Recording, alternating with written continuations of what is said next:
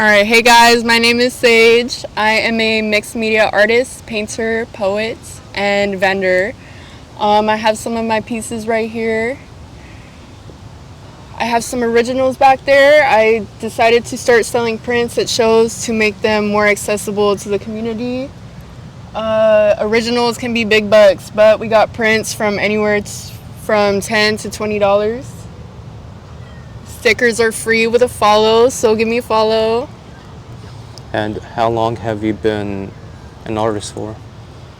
I would say that art has been a prominent thing my whole life. Like, I have weird, like, core memories of, like, painting in kindergarten, or, like, the first time I drew something that I was like, okay, this is sick, in, like, third grade.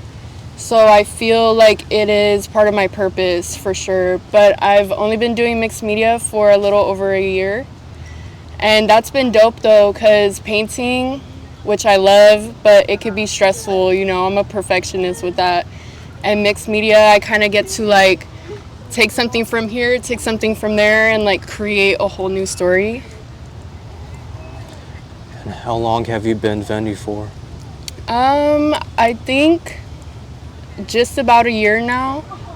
It's been dope it's not about the money for me, it is cool to be able to profit off of this, but it's more about like making connections with people in the scenes and getting like the image out there, there's like a lot of deep meaning behind some of these pieces. So to be able to share that with just like the humans on this earth, is beautiful. So let's talk about your art. I would like to know the meaning behind your art pieces. All right. So we can start with this one, Winning is for Losers. That is my personal favorite right now. You can see on the side that it says ceasefire, free Palestine. Winning is for losers. It's like, what does the war really get you? Duality, another one of my favorites. I feel like that has been a big theme in my life over the past year, is like merging the lightness and darkness within us, because the darkness is there, a lot of us try to suppress that, but I think it's important to, one, accept it, and two, learn to utilize it.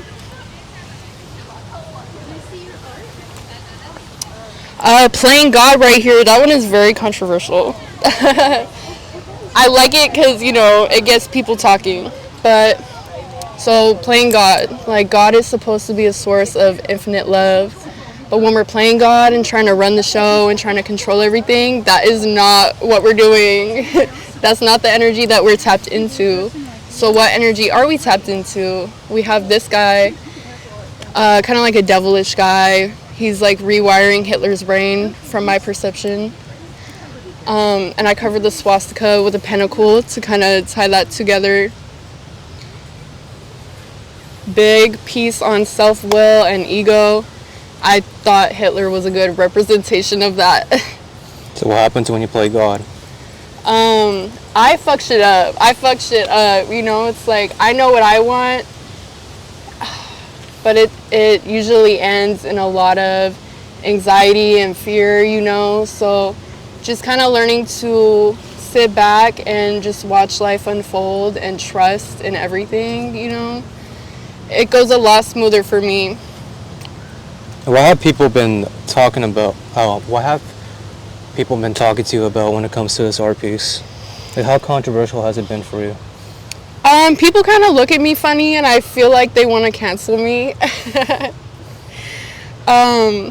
But so like, for example, there was one woman, I was vending next to like this older Caucasian woman, and she was looking at it. She was like, I'm Jewish, so I don't fuck with that, but after I like sat and explained it to her, she was like, okay, all right, you're good. And what's this art piece about?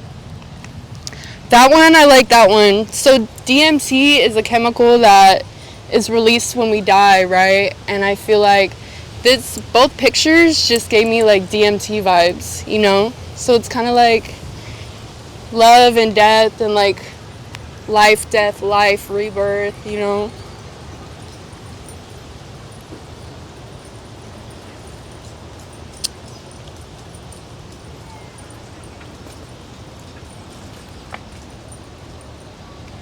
And what's this next art piece over here? So God consciousness, that's actually the most recent one we have. We're always searching like outwards for God and for things to make us complete, but we already have that within us. Like most people don't realize like God is within and without, you know. So that is kind of just, you know, getting people to look at themselves real quick. God consciousness is within. With all your art pieces, what's your top 3 favorites? Yeah, I would have to go with Winning is for Losers. We got the OG. Duality, because I feel like that's just me wrapped up right now. And let's see. Last but not least, I do really like this little one on a vinyl back here. It's called Protect Your Peace. And I feel like that just captures like some of the lowest moments, you know. But it's beautiful to be able to like go so low and like feel so much pain and like be able to create shit like this and you know, go out and vend and share it with people and they resonate with it, you know. And again, just like building connections over it is beautiful. Purpose. So what is it like being a vendor? It's been dope, you know, like, cause I don't know, I am not like a going out type of person, you feel me? So I probably wouldn't be hitting all these shows and stuff if not, but it's like going now, I have a purpose there and I get to support people, I get to meet like-minded people, like, and now we found like a clean punk scene, which is like everything I stand for. Like it's like gentle anarchy, you know what I mean? Like fucking shit up without hurting anyone, and to be able to like spread the word of how you can use safely, or like, you know, we're here if you want to stop using. Like it's a beautiful community. What challenges do you have to deal with when it comes to being a vendor? Carrying around a heavy ass table. No, for real. But I think like, you know, at first, because it really doesn't take like too much money to make these pieces. Like I'm very sustainable. I get art books from like Goodwill, or I'll print this shit. You see, I use newspaper, you know. But vending, it definitely takes some more money and stuff. That's why like when I first started selling art, I wasn't super down with making money off of it. It didn't feel right, you know, because this shit, like, money is tangible. Like, what I have to say is not. It didn't feel like a fair trade, and that's one reason why, like, I love trading with other vendors, you know, because it's like your soul for mine, you know. But with vending, like, I'm more okay with selling the prints for money and going about it that way, because, you know, I gotta print the prints, that costs money. I gotta make it look nice, that costs money. I gotta get easels, I gotta laminate shit, you know, I gotta print stickers. I get to do these things, I choose to do these things, you know, because I do love it. But it, you know, there are struggles with it for sure. And tell me about the last show you vended. Oh, well, that was Punks Against Overdose, of course, at the Smell. That one went crazy. It was beautiful. A lot of people came up to me, like, new to recovery. I myself am in recovery. I have 2 years now. So it was really cool to make some new connections, and I was right next to Community RX. Shout out to them. They were handing out free Narcan and test strips. So if you want to know how to use safely, give them a follow. But no, it was dope. Like, again, just a clean punk scene is everything we stand for. And what is your opinion on the punk scene? I love it, you know, like, it has a special place in my heart for sure. My dad grew me up on punk shit, so it feels like home, you know? What would you say is the biggest issues that goes on in the punk scene? It's hard because I see a lot of underage people using, and like, that's the same shit that I did when I was their age, you know? But it's sad to see the cycle continue and see, I mean, I see these kids being supplied with like NAS, you know, that they probably wouldn't otherwise have access to. And I think like people that are a little bit older, they know damn well what they're doing. They're trying to make a profit, you know? And so I just think it's kind of dirty to get the kids involved, you know? I feel like if you're gonna sell NAS, you should be IDing motherfuckers, you know? But another reason why I'm grateful that like test strips are so accessible, I know it doesn't, like, it's kind of like a small inconvenience to like pick some out and test your drugs, but if you're gonna be doing it, fentanyl is so present these days, we gotta be careful and protect these kids. For the people that are looking for Narcan and test strips, who would you recommend? So Community RX is probably the biggest one I know. Yeah, and they're all free. Everything is free. They give them out with love. And they make it super easy too. They give out instructions. They will show you how to do it. So Narcan is inserted in the nostril at a sign of an overdose. And they also got some test strips here with literally instructions on the back. It could not be any easier. All for free. Give them a follow. Shout them out. All right, so tell me your story. Which part?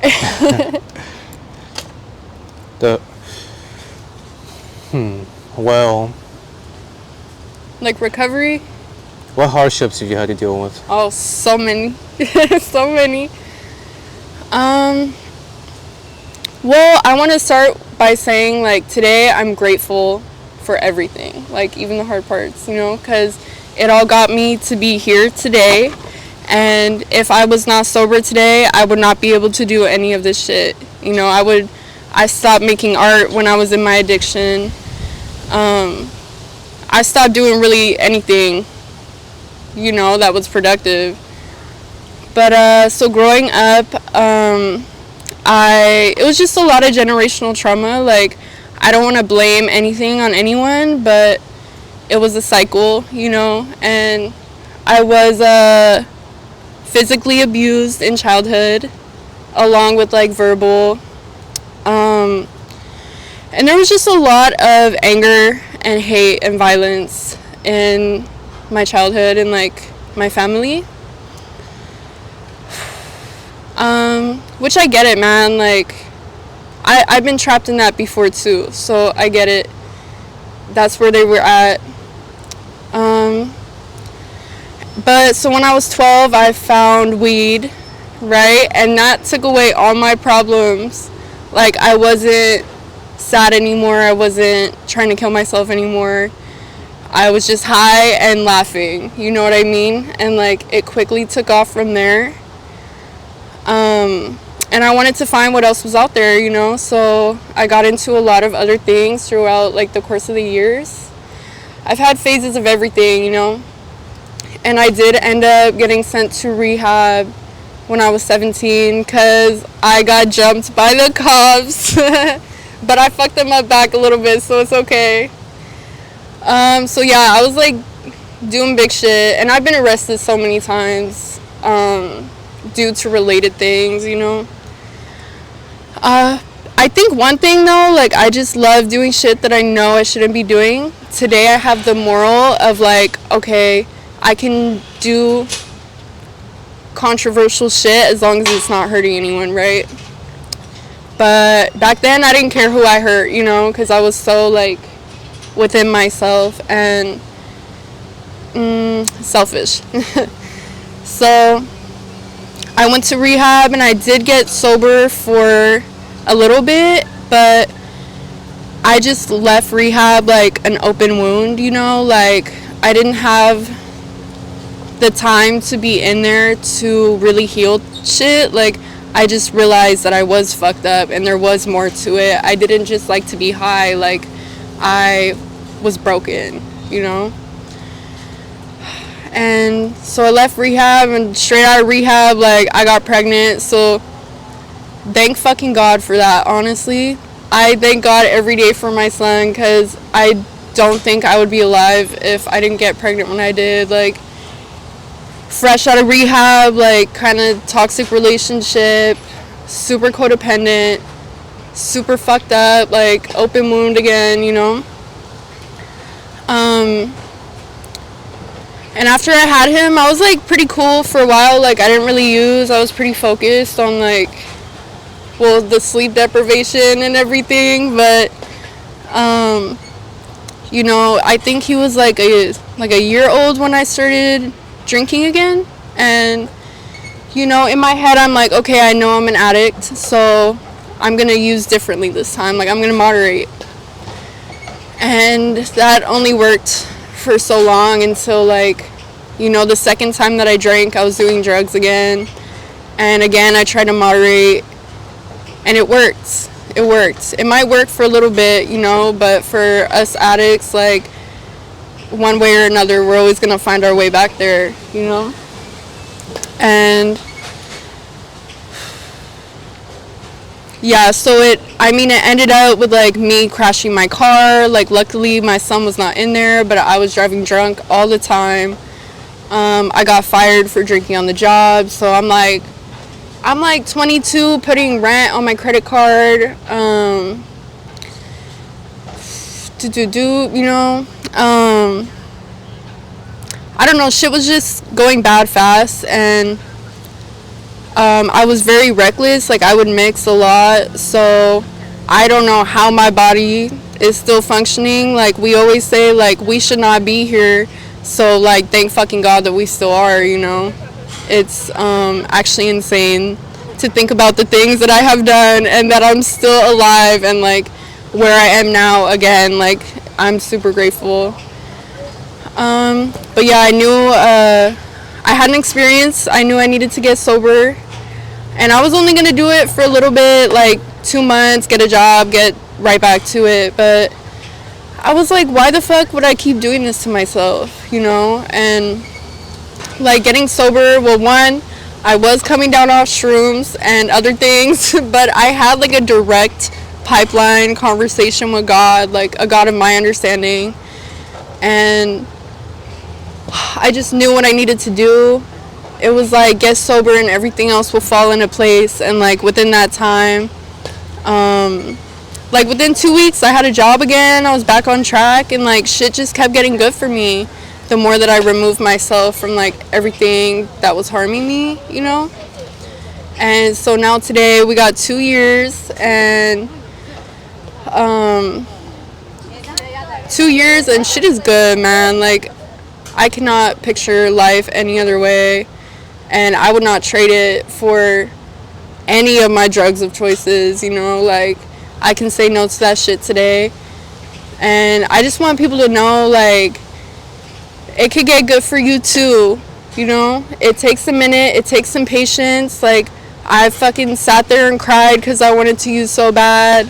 I've like threw a bitch fit because I want to use so bad. I've almost fucked up everything, you know, but like sticking with it, and now here we are, and I get to live purposefully and like spread love, you know, like growing up in hate, and then today I get to spread love. So again, I'm just so grateful. But yeah, just stick with it, because you don't have to live like that forever. All right. And for people who are dealing with addiction right now and are trying to recover, what is your advice for them on how to battle addiction? What's your advice? I know I knew where to go. I knew where to go when this time when I got sober, because I was introduced to Alcoholics Anonymous when I was in rehab. And at first, I was like, this shit is so gay, you know? Like, I was not fucking with it. Everyone's talking about their feelings and laughing. It was not my vibe at the time. You know, I was so angsty. But, so I am, you know, an active member of Alcoholics Anonymous today, and that shit saves my life every week, you know? Like, I would say be open to trying, like, resources, because, like, you know, we've all done treatment, we've all hit meetings, like, and meetings are free. That's wild to me. Like, the spiritual growth that I've gotten from meetings for free is crazy. Just try a meeting. There's a bunch of, like, young people meetings even, and a lot of, and that's been helpful too, because it's like, I know I got sober at 22. It's like, this isn't what most people our age are doing, you know, but we got a fuck ton of people who are doing it, and it's really comforting to see all those people in a room together, you know. So find your community, maybe get a sponsor. There is steps in AA, and it is a program of spiritual growth. It is not religious, it's purely spiritual.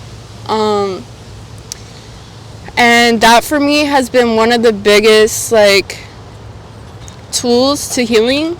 I'm at the point where I'm going back to make amends to everyone that I've harmed in my using, and I'm still like, that does not sound fun, you know, but it has to be done, and I feel like I can finally close that chapter in my life. And, like, when I was using, I thought that shit was forever, and it could be. You could do drugs till you do so much that you die, or you can, there is a way out. Like, there is another path, and you can choose to step out, but you got to stick with that choice.